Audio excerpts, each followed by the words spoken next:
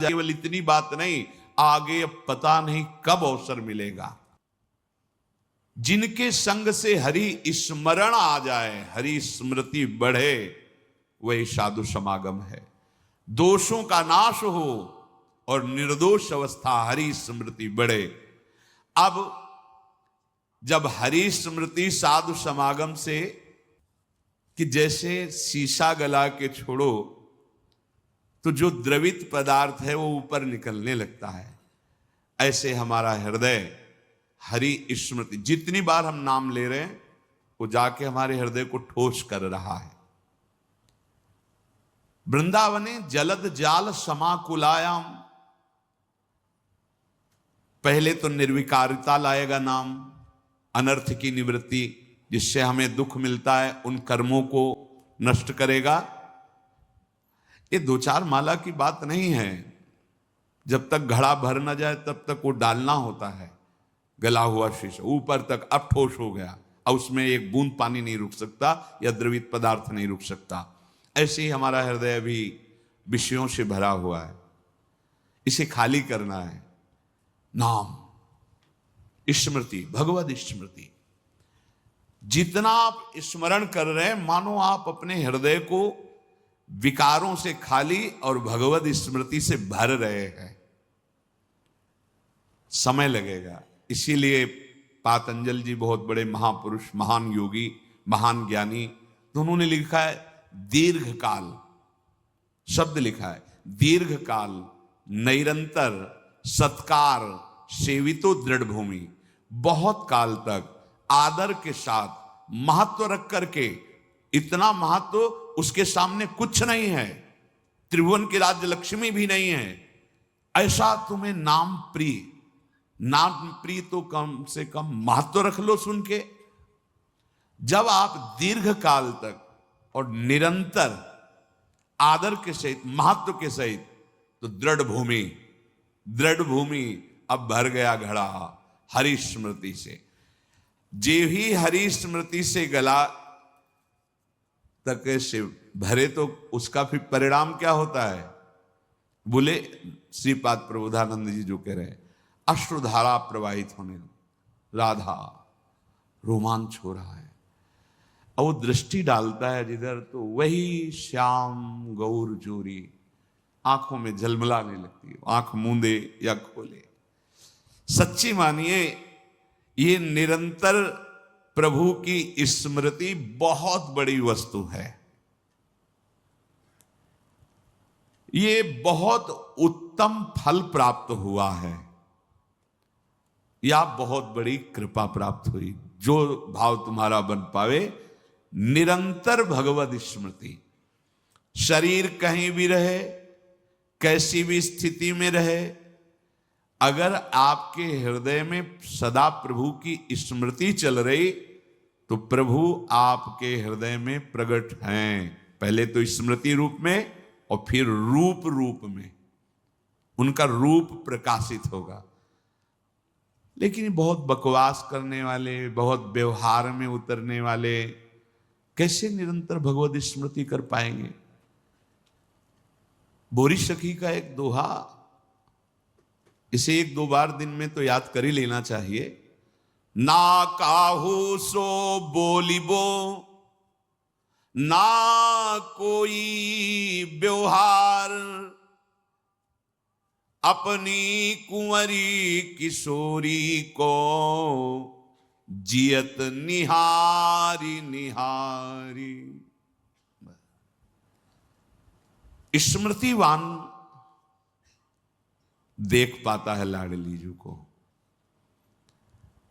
स्मृतिवान दूसरा नहीं देख पा सकता, ये बात ध्यान रखना।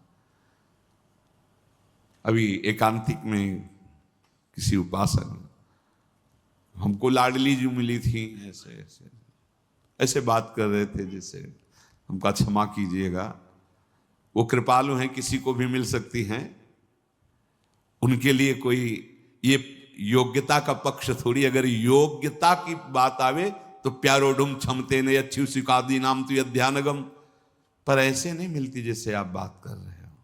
लाडली जी मिली और आप ऐसे सूखे सूखे बोल रहे हो, अरे नहीं भाई नहीं, कह ही नहीं पाते।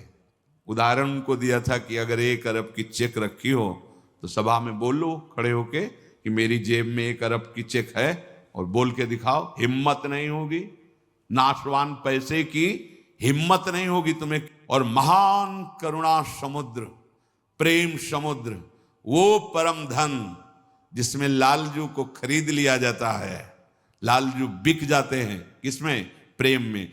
प्रेम समुद्र का सार रूप लाडली दिखाई दी और आपकी आंखों में आंसू नहीं, और आपकी हिम्मत पड़ गई है बोलने की। या तो चेक नहीं है और या खोने वाले हो, यही शब्द थे। या तो चेक नहीं है आपके पास तो 1 अरब की, और आप केवल डींग मार रहे हैं, या आप अब खोने वाले हो। स्मृति, अखंड स्मृति, ये बहुत बड़ी वस्तु, ये बहुत बड़ा लाभ, इसी से लाडली जो दिखाई देती है, इसी से दिखाई देती है। ध्यान रखना, बार बार आपके जो स्मृति चल रही, राधा राधा, सब सत्संग सुनो, सुनना चाहिए, बैठो, सार बात को पकड़ो। स्मृति बार बार राधा राधा। हम कहते मंत्र नहीं चल रहा आपसे, और कुछ नहीं चल, राधा राधा नाम सुधा रसम, अमृत रस है। आचार्य चरण कह रहे इसी से सारा काम बन जाएगा। राधा नामैव कार्यम हेनुदिन मिलितम। कह रहे यदि तुम्हें राधा नाम जपने को मिल जाए। अब जैसे कोई कह देता है कि किस ग्रंथ में लिखा है, अरे कितने ग्रंथ पढ़े हो तुम, कितने ग्रंथ पढ़े हो? 2-4 पढ़ लिए होगे तो कह दिए ग्रंथ। अगर एक ट्रक लाया जाए और उस पे ग्रंथ सब रखे जाएं तो ट्रक भर जाएगा, ग्रंथ की कमी थोड़ी होगी। एक एक पंथ के कितने कितने ग्रंथ हैं। आप जानते हो वृंदावन प्रेम रस को, नित्य विहार रस को, उनके ग्रंथों को पढ़ा नहीं तो फिर कैसे जानोगे? भक्ति का भी बहुत स्वरूप है। किस कोटि के तुम भक्त हो, किस कोटि के ग्रंथ पढ़े हो। यहां आओ, भगवत रसिक जी कह रहे वेद रसकन की वाणी, केवल राधा रस ही भरा हुआ है। ये वृंदावन धाम है। कौन इस धाम की महिमा को, महापुरुष जो है, साधारण जीव की तो बात जाने, कौन नमन नहीं करता, कौन नहीं जानता? वृंदावन का ये एकांतिक प्रेम रस रसिकों की वाणी में मिलेगा। भगवत रसिक, रसिक की बातें रसिक बिना को समझ सके ना। राज दरबार में राजा का जो प्रताप है, वो जितने देखते हैं वो उतना जानते हैं कि राजा के समान कोई नहीं है, क्योंकि उसके इशारे, भ्रकुटी के इशारे में प्रांत के प्रांत नष्ट हो सकते हैं। वो राजा का वैभव देखते हैं। ये है राजा प्रताप, राज प्रताप। और जब वो अपने महल में जाता है, अपने राज पद से उतर करके, फिर जो स्वरूप का दर्शन होता है, उसका प्रेमी रूप, वो प्रेमी रूप वो सभा वाले नहीं जानते, सभा वाले नहीं जानते हैं। अगर उनसे कहा जाए कि जो महाराज की भ्रकुटी का तुम प्रताप देख रहे हो ना, किसी की भ्रकुटी का प्रताप ऐसा भी कि तुम्हारे महाराज घुटने टेकते हैं वहां, जैसी हरिवंश प्रताप रूप गुण वय बल श्याम, जिसे वेद भी नेति नेति कहते हैं, ऐसा राजा है हमारा। वृंदावन के राजा हैं, लेकिन वृंदावन नाथ पट्ट महिषी, निर्तन भ्रकुटी बदन अंबुज मृदु सरसहास मधु बोलन अति आसक्त लाल अली लंपट बस कीन्हे बिनु मोलन। कैसे कैसे समझ में आएगा? कितने शास्त्र पढ़े हो?